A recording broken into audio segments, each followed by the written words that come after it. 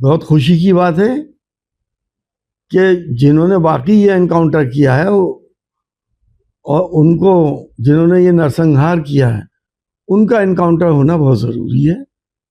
ऐसे भेड़िए हैवान समाज में रहने के लायक नहीं है। देखिए, ये तो जग जाहिर है कि चुनाव आयोग बीजेपी की बी टीम बन के काम कर रहा है। पिछले जो हमने चुनाव देखे, चाहे वो रामपुर में हो और जगहों पे बाई इलेक्शंस हो, तो वहाँ पे यह अंदाज हुआ कि लोगों को ना तो ठीक से वोट डालने दिया गया और उनके नाम भी गायब थे।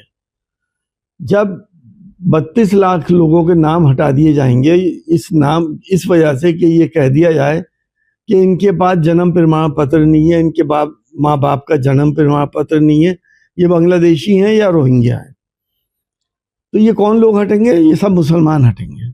और जब मुसलमान हटेंगे तो क्योंकि मुसलमान सेकुलर पार्टीज को वोट देता है तो नुकसान सेकुलर पार्टीज का है। कम्युनल पार्टी अपना साम दाम दंड भेद सब इस्तेमाल करके इलेक्शन को हर तरह से जीतना चाहती है और हमें तो यही लग रहा है कि अब ये फेयर इलेक्शन नहीं होगा। अपोजिशन को इस इलेक्शन का बायकॉट कर देना चाहिए। जाहिर है एक हद तक आदमी लड़ता है, लेकिन शासन से थोड़ी कोई टकरा सकता है। इतनी ताकत तो किसी में भी नहीं है। लोग अपनी आवाज़ डेमोक्रेटिक तरीके से उठाते हैं, लेकिन जब गोलियां चलती हैं और लाठीचार्ज होता है तो सब अपने घरों में घुस जाते हैं। देखिए, ये कांवड़ यात्रा एक धार्मिक यात्रा है, एक पवित्र यात्रा है, जिसमें हमारे हिंदू भाई अपने पैदा करने वाले की, अपने पालनहार की इबादत करते हैं, तपस्या करते हैं और गंगा से जल लेकर उनके ऊपर चढ़ाते हैं अपने अपने मंदिरों में। जिनकी ये तपस्या करते हैं उनका नाम ही भोले है, जिसका अर्थ सबको मालूम है, उन्होंने कभी किसी को तकलीफ नहीं दी होगी।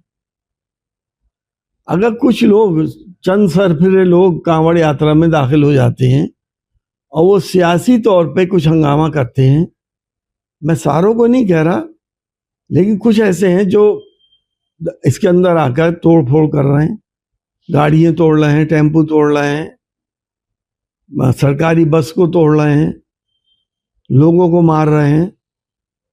तो मेरा यही कहना है कि जो इबादत इंसान कर रहा है, जो तपस्या कर रहा है, वो सरकारी मेहमान नहीं है। वो अपने आप को सरकारी मेहमान ना समझे।